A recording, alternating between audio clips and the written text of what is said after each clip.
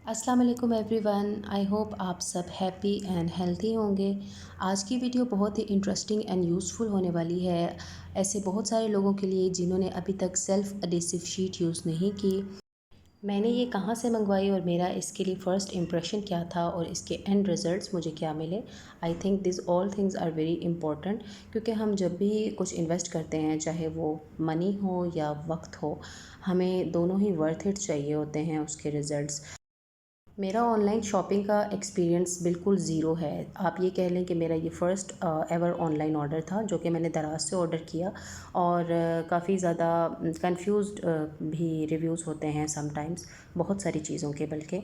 तो मैंने इसी वजह से जो भी चीज़ें पसंद आ रही थी मैंने उन्हें हमेशा ही डिस्कार्ड कर दिया, अपना डिसीजन रिवर्स कर लिया। लेकिन फिर आखिर मेरा इस पे दिल अटका हुआ था, तो मैंने सोचा कि मुझे ये परचेज़ कर ही लेना चाहिए। लेकिन परचेज़ करने से पहले मैंने ये मेक श्योर ज़रूर किया कि बहुत सारे जो सेलर्स होते हैं उनकी सेम चीज़ होती है, सेम लेंथ एंड विड्थ भी होती है, लेकिन प्राइसेस उनकी डिफरेंट होती हैं। तो आपने भी ये चीज़ ज़रूर मेक श्योर कर लेनी है। Link will be given in the description box in case you are also interested to buy after seeing my video. Centimeters में मुझे इसकी मेजरिंग कुछ समझ में नहीं आ रही थी, लेकिन मेजरिंग टेप के अकॉर्डिंग मैं आपको बता दूं कि ये 6.5 फीट इसकी लेंथ है और 2 फीट से थोड़ी सी ज़्यादा इसकी विड्थ है। तो ये अच्छी खासी है, आपके बड़ी किसी भी ऑब्जेक्ट को भी ये कवर करने के लिए मोर देन इनफ है। जब मैंने इसकी ओपनिंग की मुझे लगा कि ये तो बिल्कुल ही बेकार चीज़ है। इसके नीचे ये एलुमिनियम टाइप कुछ लुक आ रही थी और मुझे लग रहा था कि बस मैं इसको टच करूँगी और ये फटती चली जाएगी। तो लेट्स सी कि ऐसा होता है या नहीं। और ये भी बता दूँ कि मेरा स्टडी टेबल, मैं इसको तकरीबन 2-3 साल से यूज़ कर रही हूँ। मैं इसका काफ़ी ज़्यादा ख़्याल रखती हूँ और इस वजह से ये देखने में इस वक्त तो न्यू लग रहा है, मगर फिर भी मुझे इसको जो है वो कवर करना था और थोड़ी सी ज़रा मैं न्यू लुक भी देना चाह रही थी, इसको थोड़ा सा रिफ़्रेश करना चाह रही थी। आप एक चीज़ को देख देख के उसी तरह से थक जाते हैं, so you want to try something different. As well as ये इसकी लेदर शीट मैंने काफ़ी बार इसके ऊपर स्पेंड किया और जब भी मैं इसके ऊपर कोई शीट स्प्रेड करती थी वो इधर उधर हिलती जुलती थी और फट जाती थी। और फिर मैंने सोचा कि क्यों ना उसी मनी में कुछ नई चीज़ ट्राई की जाए। वाइट ऑब्जेक्ट्स या वाइट फर्नीचर बहुत प्यारा लगता है मुझे, क्योंकि उसके ऊपर डस्ट होती तो है मगर इतनी ज़्यादा नज़र नहीं आती, but still it doesn't mean कि आप उसको साफ़ ना करें, उसकी सफाई का ख्याल ना रखें। तो ये थोड़ा सा मैंने इसीलिए भी छोड़ा कि इसको मैंने क्लीन नहीं किया था 2-3 दिन से, कि मुझे वीडियो बनानी थी और फिर आपके सामने इसको क्लीन करके भी दिखाना था। मैंने ये ओल्ड एंड यूज्ड जो स्क्रबर होता है हमारे पास, मैंने वो इसके लिए यूज़ किया। इसको सर्फ़ में थोड़ा सा वेट किया और अच्छे तरीके से इसकी सरफेस को स्क्रब किया। And you can see here my kid is very much excited to try his new sheet. मैं अपने बच्चों को इस तरह के कामों पे लगा के रखती हूँ ताकि वो अपनी चीज़ों के लिए सेल्फ़ रिस्पॉन्सिबल हों और उनके लिए केयर करना सीखें। आप लोग भी जब कहीं ये शीट अप्लाई करने लगें तो मेक श्योर कर लीजिएगा कि वहाँ पे ज़रा भी डस्ट पार्टिकल्स ना हो, वो एकदम क्लीन हो, क्योंकि ऐसा अगर ना हुआ तो डस्ट पार्टिकल रह जाने की वजह से वहाँ से वो पील ऑफ होना शुरू हो जाएगी या टेयर होगी या फिर बबल्स निकलेंगे नहीं अच्छे तरीके से।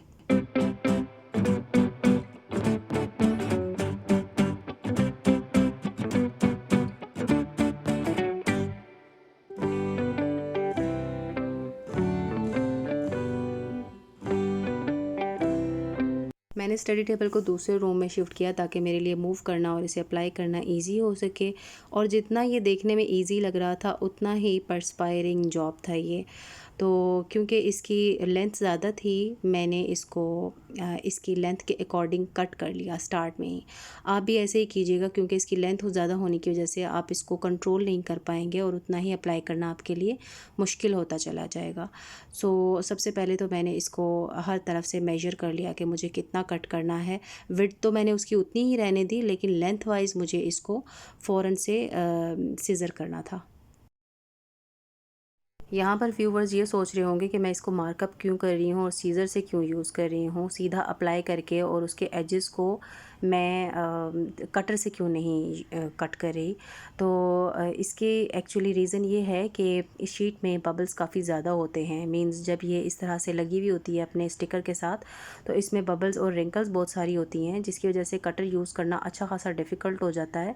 और आपकी शीट अगर आप वेस्ट किए बगैर उसको यूज़ करना चाहते हैं तो आई वुड स्ट्रॉन्गली रिकमेंड कि आप मार्कअप करें उसको प्रॉपर स्केल के साथ और उसको सीज़र के साथ ही कट करें। मैं वैसे भी इजी ज़्यादा कन्वीनियंट फ़ील करती हूँ सीज़र के साथ कट करना। लार्ज सीज़र होनी चाहिए आपके पास, स्मॉल नहीं होनी चाहिए। यहाँ पर बाय मिस्टेक वर्टिकल वीडियो बन रही थी instead of horizontal as my kid was holding the camera. मैंने नेल से ही क्रीज़ बना लिया आयरन रॉड से पहले। ये जो ऊपर आयरन रॉड लगा हुआ है, मुझे इसके ऊपर से शीट नहीं गुजारनी थी, क्योंकि मैं इसको ज़्यादा से ज़्यादा ओरिजिनल लुक देना चाह रही थी कि जैसे नीचे एक मार्बल का जो है वो पूरा पीस लगा होता है और उसके ऊपर जो वो मेटल का रॉड है उसको मैं अलग से दिखाना चाह रही थी। So I didn't want to apply it over there. अब जहाँ से आप इसको अप्लाई करना चाहते हैं वहाँ पे बहुत ही आराम से और पेशेंस के साथ, जितना पेशेंस आप रखेंगे उतनी फिनिशिंग अच्छी आएगी।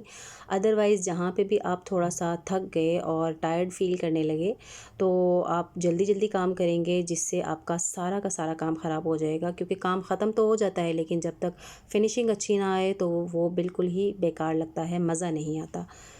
सेकेंडली, आपको इसको अप्लाई करने के लिए और बबल्स रिमूव करने के लिए एटीएम कार्ड पुराने वाला यूज़ करना है। वैसे तो बहुत सारी चीज़ें होती हैं हमारे घर में, लेकिन मैं एटीएम कार्ड ही इसलिए कह रही हूँ क्योंकि उसके हार्श एजेस नहीं होते। अगर आप गलती से कोई भी हार्श एजेस वाली चीज़ यूज़ कर लेते हैं तो दरमियान से कटने या फटने का डर होता है।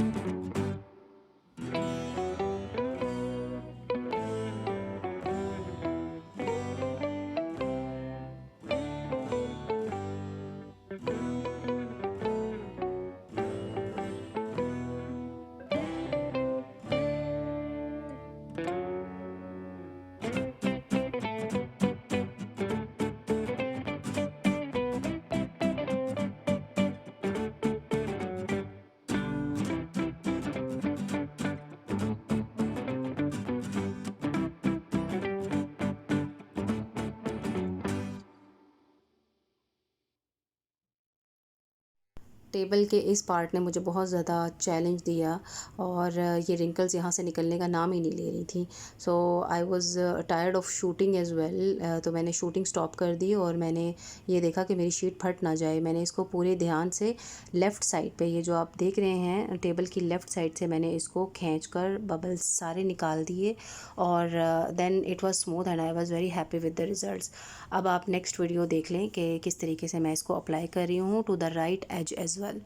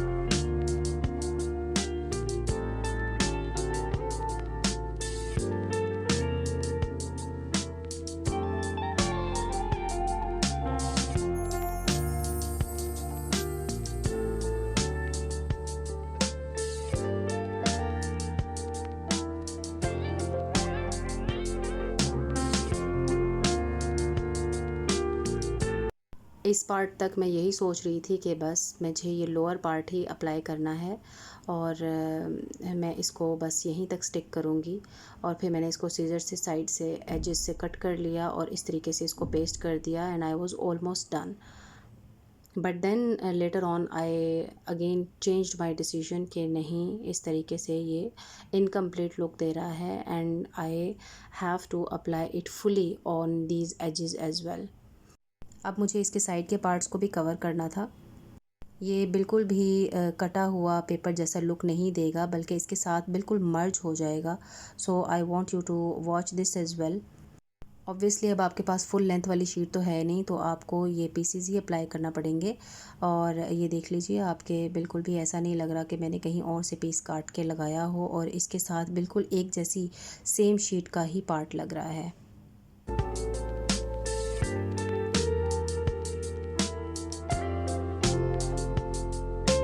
मैं टॉप शेल्फ़ पर शीट लगाना तो नहीं चाह रही थी और इसको बचाकर मैं कहीं और यूज़ करना चाह रही थी, मगर फिर मेरा दिल आ गया कि इसको भी ऊपर भी अप्लाई करना चाहिए, क्योंकि नीचे मुझे बहुत ही सेटिस्फाइंग रिज़ल्ट्स मिले थे। सो आई थॉट कि इसको ऊपर भी लगाऊं ताकि ऊपर वाला एरिया भी प्रोटेक्टेड भी रहे, उसके ऊपर भी शीट आ जाए और वो भी एक न्यू लुक देगा नीचे वाली पार्ट की तरह। अब तक काम कर कर के मुझे अच्छा खासा एक्सपीरियंस भी हो गया था और ये वाला part by the way apply करना कंपैरेटिवली बहुत इजी था। बट अगेन मैंने ज़रा भी जल्दी नहीं की इसको भी अप्लाई करने में, और इसको बहुत पेशेंटली और स्लोली मैंने वर्क किया और सारे बबल्स और रिंकल्स रिमूव किए। और इसको शेल्फ़ के शीट को शेल्फ़ के नीचे वाले पार्ट तक मैंने फोल्ड किया।